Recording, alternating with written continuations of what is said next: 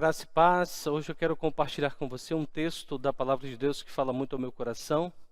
E o texto em questão é o texto de Hebreus, capítulo 11, verso 1. E ali a Palavra de Deus diz: Ora, a fé é a certeza daquilo que esperamos e a convicção das coisas que não vemos. Uma das coisas que acho muito interessante nesse texto do autor aos Hebreus, inspirado por Deus, ele nos tenta explicar o que é fé.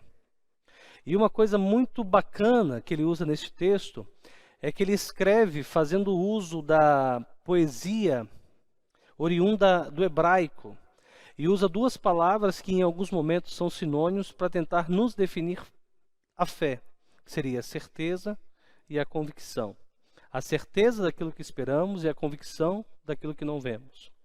Algo que precisa ser ressaltado e que fala muito ao meu coração, e eu estava lendo um autor do Novo Testamento, de um comentário chamado Kistemaker, e aqui quero parafraseá-lo. Ele escreve fazendo uso da literatura do Novo Testamento, dizendo que nos evangelhos, Jesus Cristo é visto como objeto de fé. E isso ele evidencia usando o texto de João, no capítulo 20, no verso 31, que diz: para que creiais que Jesus Cristo é o Filho de Deus, e para que crendo tenhais vida nele. Em Atos, ele começa principalmente no capítulo 2, falando acerca de que a fé era algo muito pessoal dos cristãos. E aí então isso fica muito evidente nos cristãos da igreja primitiva.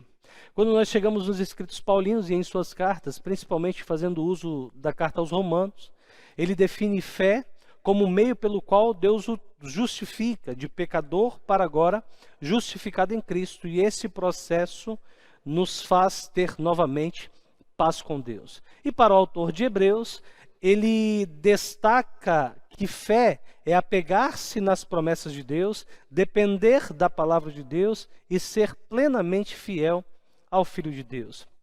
Melhor de tudo, quando olhamos a definição do autor e a escrita do autor nos versos posteriores, onde ele começa a nos contar a história de grandes homens narrados na palavra de Deus que pela fé agradaram ao Senhor ao longo do seu ministério. É bem verdade, nós podemos dizer que, como diz o verso 14, nem todos eles morreram sem alcançar as suas promessas. Mas ainda o texto continua dizendo que eles não vislumbravam mais esta pátria, mas descansavam na certeza daquela que ainda os teus olhos não estavam vendo. Sendo assim, é preciso entender, a partir do texto de Hebreus, que o exercício da fé associa uma confiança suprema em Deus e um coração pronto a obedecer e cumprir com esmero tudo aquilo que Deus nos salvou para que possamos fazer.